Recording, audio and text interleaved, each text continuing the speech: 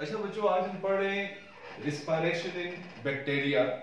और word respiration सुनते ही हमारे जहन में फौरन जो चीज आती है वो आता है गैसियस एक्सचेंज।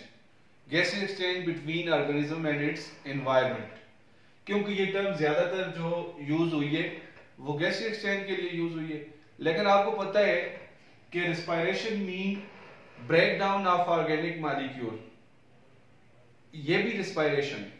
इसको हम सेलुलर रिस्पायरेशन कहते हैं कि जब सेल के अंदर ऑर्गेनिक मॉलिक्यूल ब्रेक होते हैं और उनसे एनर्जी सेल हार्वेस्ट करता है और उस एनर्जी को सेल फिर यूज करता है एटीपी की फॉर्म में। तो ये भी सेलुलर रिस्पायरेशन है। अब हम ये देखेंगे कि ये जो रिस्पायरेशन इन बैक्टीरिया, ये कौन सी रिस्पायरेशन है। ये सेलुलर रिस्पायरेशन की बात हो रही है बच्चों, कि सेल के अंदर जो ऑर्गेनिक मॉलिक्यूल को ब्रेक किया जाता है तो वहां पे ऑक्सीजन बैक्टीरिया को चाहिए होती है या नहीं चाहिए होती, तो ये उसकी बात हो रही है। अच्छा, रिस्पायरेशन की बेस पे अगर हम बात करें तो बैक्टीरिया में दो तरह की रिस्पायरेशन पाई जाती है। एक एरोबिक रिस्पायरेशन, के एरोबिक रिस्पायरेशन का मतलब है कि बैक्टीरिया को अपने जो ऑर्गेनिक मॉलिक्यूल है उनको ब्रेक करने के लिए फ्री ऑक्सीजन चाहिए होती है in the form of O2।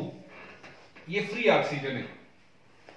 तो अगर बैक्टीरिया को फ्री ऑक्सीजन चाहिए अपने ऑर्गेनिक मॉलिक्यूल को ब्रेक करने के लिए, तो इसको हम कहते हैं कि एरोबिक रिस्पायरेशन होगी बैक्टीरिया के अंदर। फिर इसी तरह है कि एनएरोबिक रिस्पायरेशन, कि बैक्टीरिया को अपने ऑर्गेनिक मॉलिक्यूल को ब्रेक करने के लिए फ्री ऑक्सीजन नहीं चाहिए होती, बल्कि वो किसी भी फॉर्म में ऑक्सीजन को यूज कर सकते हैं, NO2 की फॉर्म में, NO3 की फॉर्म में, नाइट्राइल नाइट्रेट या सल्फोनेट्स या फिर CO2, इवन किसी भी मतलब ये फ्री ऑक्सीजन नहीं है, ये मॉलिक्यूल्स में अटैच ऑक्सीजन है। इस ऑक्सीजन को भी वो यूज कर सकते हैं। तो ये बेसिक कंसेप्ट है कि अगर उनको फ्री ऑक्सीजन चाहिए तो एरोबिक रिस्पायरेशन होगी। अगर उनको वो किसी अटैच फॉर्म में भी ऑक्सीजन को यूज कर सकते हैं, किसी और चीज के साथ ऑक्सीजन, नाइट्रोजन या सल्फर या किसी भी चीज के साथ अटैच हुई हो, तो वो ऑक्सीजन भी अगर वो यूज करते हैं तो वो एनएरोबिक रिस्पायरेशन है, नॉट रिक्वायरिंग फ्री ऑक्सीजन। अब हम बैक्टीरिया को डिवाइड कर सकते हैं डिफरेंट कैटेगरीज में, डिफरेंट क्लासेस में, कि वो इन दोनों टाइप में से कौन सी टाइप की रिस्पायरेशन कर सकते हैं।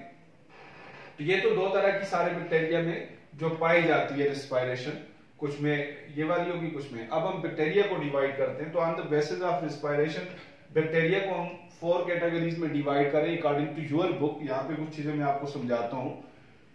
अच्छा बच्चे, कुछ bacteria aerobic bacteria. Aerobic bacteria कौन से हैं?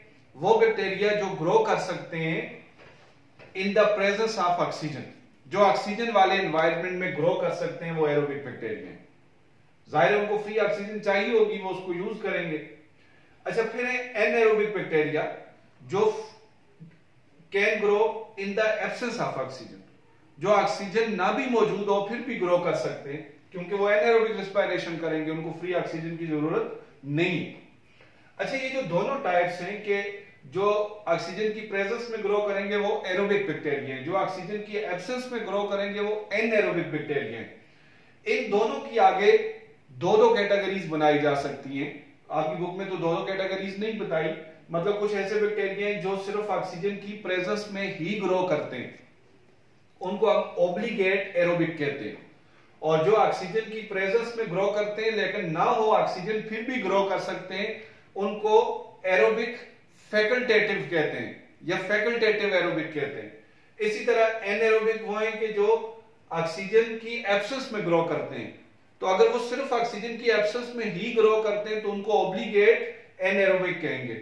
लेकिन वो अगर ऑक्सीजन की एब्सेंस में ग्रो करते हैं नॉर्मली, लेकिन अगर प्रेजेंट भी हो फिर भी कुछ हद तक ग्रो करने की सलाहियत रखते हो, तो फिर उनको फैकल्टेटिव एनएरोब कहेंगे।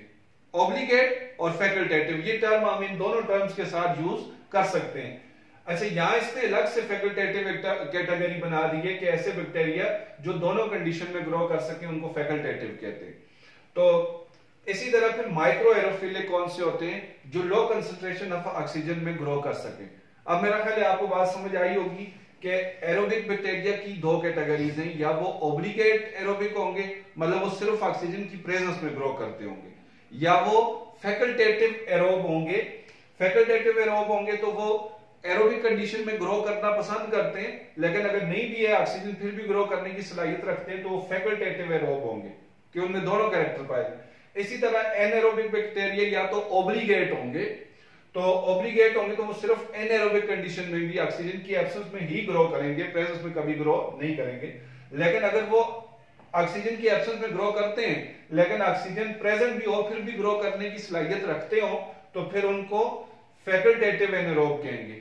तो जो एक कैटेगरी आपकी बुक में दी हुई है, तो फैकल्टेटिव जनरल बात है कि which can grow in both conditions. Micro aerophilic जो लो कंसंट्रेशन ऑफ ऑक्सीजन में ग्रो करे, तो इनकी एक एक एग्जांपल है।